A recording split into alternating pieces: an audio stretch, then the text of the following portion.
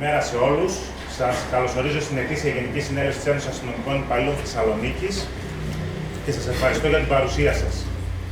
Πριν ακριβώς ένα χρόνο, πραγματοποιήθηκαν οι εκλογές της Ένωσης Αστυνομικών Υπαλλήλων Θεσσαλονίκης, στις οποίες συμμετείχαν 4.318 μέλη και τα οποία μας εξέλεξαν για τέταρτη συνεχόμενη φορά ως Προεδρείο της συγκεκριμένης Ένωσης. Μετά από 10 χρόνια στο τιμόνι της Ένωσης, μπορώ να πω ότι έχουμε καταφέρει πάρα πολλά, αλλά κυρίως έχουμε κερδίσει την εμπιστοσύνη του συνόλου των αστυνομικών της Γενικής Αστυνομικής Διεύθυνσης Θεσσαλονίκης, με αποτέλεσμα τη δεδομένη στιγμή η Ένωση να αριθμεί σχεδόν 5.000 μέλη, κάτι το οποίο δεν είχε γίνει ουδέποτε. Οι προκλήσεις που κληθήκαμε να αντιμετωπίσουμε όλα αυτά τα χρόνια ήταν πάρα πολλές. Δυστυχώς όμως, αυτά τα οποία βιώνουμε και κυρίως βιώνουν οι συνάδελφοί μας τα τελευταία 2 χρόνια δεν έχουν προηγούμενο. Ιδρύονται συνεχώς νέες υπηρεσίες, υπάρχει μια ανεπανάληπτη ανακύκλωση αστυνομικού προσωπικού άνευ προηγουμένου. 300 αστυνομικοί από τη Διεύθυνση Ασφαλείας μετακινήθηκαν για τη δημιουργία του νέου FBI, του ελληνικού FBI. Συγγνώμη. Δεκάδες αστυνομικοί έχουν μετακινηθεί για να ενισχύσουν τη διεύθυνση τροχέας λόγω του flyover, ενός έργου το οποίο θα βοηθήσει την πόλη, αλλά έχει εκφορτιστεί εξ ολοκλήρου το προσωπικό της ελληνικής αστυνομίας και δεν έχει ληφθεί κανένα άλλο μέτρο. Ιδρύθηκαν νέα τμήματα ενδοοικογενειακής βίας. Μετακινήθηκαν πριν 1,5 περίπου έτος 150 αστυνομικοί από όλες τις διευθύνσεις της Γενικής Αστυνομικής Διεύθυνσης για τη δημιουργία νέων ομάδων ΟΠΚΕ, έτσι ώστε να υλοποιηθεί ένας νέος επιχειρησιακός σχεδιασμός. Μόλις πριν 2 μέρες, το 1/3 αυτών των αστυνομικών ενημερώθηκαν ότι από τις υπηρεσίες τις οποίες τους έδιωξα, τους έστειλαν στην ΟΠΚΕ και οι οποίοι με προσωπικό κόπο, με χρήματα την τσέπη τους, αγοράζοντας τον εξοπλισμό τον οποίο δεν τους χορήγησε η υπηρεσία, πήγαν σε αυτή την υπηρεσία, δημιούργησαν τις νέες ομάδες, έφερε αποτελέσματα αυτό το εγχείρημα, ειδικότερα στους περιφερειακούς δήμους, ενημερώθηκαν ότι θα επιστρέψουν στις υπηρεσίες από τις οποίες διώχθηκαν. Πραγματοποιήσαμε μια πρόταση μόλις χθες προς την ηγεσία και θεωρώ ότι είναι υλοποιήσιμη και προς όφελος του συνόλου των συναδέλφων, διότι μιλάει και για απαγκίστρωση το μη επιθυμού των συναδέλφων που ενισχύουν την τροχέα. Και βέβαια, δεν καταργήθηκε ουδέμια άλλη υπηρεσία, ακόμα και οι υπηρεσίες οι οποίες λειτουργούν ή είναι φαντάσματα συνεχίζουν να λειτουργούν στα χαρτιά, πολλές εξ αυτών. Είχαμε αμέτρητες συνταξιοδοτήσεις και όλες αυτές οι μετακινήσεις έγιναν με το υπάρχον προσωπικό. Περίπου 700 στον αριθμό είναι ο αριθμός αυτών των μετακινήσεων, έγιναν με το υπάρχον προσωπικό. Αυτό είχε ως αποτέλεσμα τη δεδομένη στιγμή η ομάδα Δίας, που αριθμεί μόλις 250 αστυνομικούς, να βγάζει με το ζόρι 2 με 3 περιπολίες στη Βάρδια, όταν το 2010 που δημιουργήθηκε, περιπολούσαν στη Θεσσαλονίκη, ανατομέα και αναβάρδια, περίπου 10 ομάδες.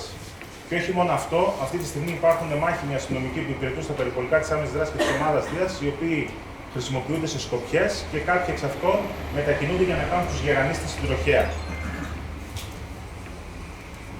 Οι δημιουργίες ΣΥΜΕΤ, οι οποίες με το ζόρι φτάνουν τον διψήφιο αριθμό ατόμων, με ό,τι αυτό συνεπάγεται για την επιχειρησιακή τους επάρκεια και την ασφάλεια των συναδέλφων. Τα τμήματα ασφαλείας, τα οποία τα μετονομάσαμε και αλλάξαμε τις ταμπέλες, πλην όμως δεν τα ενισχύσαμε, με αποτέλεσμα αυτή τη στιγμή να μην υπάρχει ούτε ένα τμήμα ασφαλείας που να βγάζει ένα περιπολικό σε όλη τη Θεσσαλονίκη και το μισό προσωπικό αυτό να κάνουν απλά σκοπιές. Και τα αστυνομικά τμήματα, τα οποία δυστυχώς με ευθύνη όλων μας και εμείς αναλαμβάνουμε το μέρο ίδιο της ευθύνης που μας αναλογεί, συνεχίζουν να υπολειτουργούν και αυτό χάρη στους συναδέλφους της Πανεπιστημιακής Αστυνομίας, η οποία δεν λειτουργήσε ποτέ. Με όσα λοιπόν προανέφερα, δεν μπορούμε να μιλάμε για σύγχρονη ελληνική αστυνομία. Και ανέφερα μόνο ό,τι αφορά το έμψυχο δυναμικό. Διότι οι αστυνομικοί οι οποίοι βρίσκονται στο πεδίο χρειάζονται και θωράκιση. Θεσμική, νομική, εξοπλιστική και οικονομική.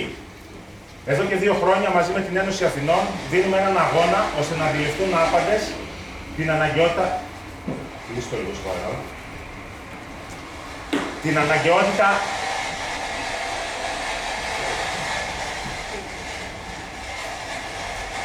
Την αναγκαιότητα εμπλουτισμού του αστυνομικού εξοπλισμού.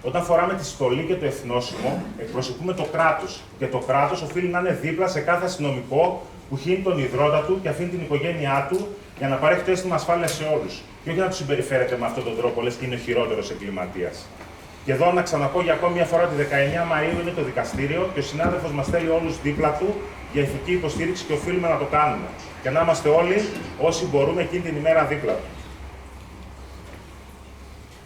Όπως αντιλαμβάνεστε λοιπόν, αυτό δεν μπορεί να λέγεται σύγχρονη ελληνική αστυνομία, ένα τσιτάτο το οποίο χρησιμοποιούν πάρα πολύ, αλλά πρόκειται για ένα κουφάρι το οποίο ο καθένας προσπαθεί να υλοποιήσει τα οράματά του για επικοινωνιακά, προσωπικά και πολιτικά ωφέλη. Όπως έγινε και με την Πανεπιστημιακή Αστυνομία, όπου πριν 4 χρόνια τόσο η Ένωση Αθηνών όσο και η Ένωση Θεσσαλονίκης, οι οποίοι ήταν αυτοί στις δύο ενώσεις που θα υλοποιούνταν το μέτρο, ήταν οι αντιδραστικοί συνδικαλιστές που δεν ήθελαν να λυθεί το ζήτημα της ανομίας στα πανεπιστήμια. Οι Μολότοφ από τα πανεπιστήμια προς τα εμάς πήγαιναν, δεν πήγαιναν προς κανέναν άλλο.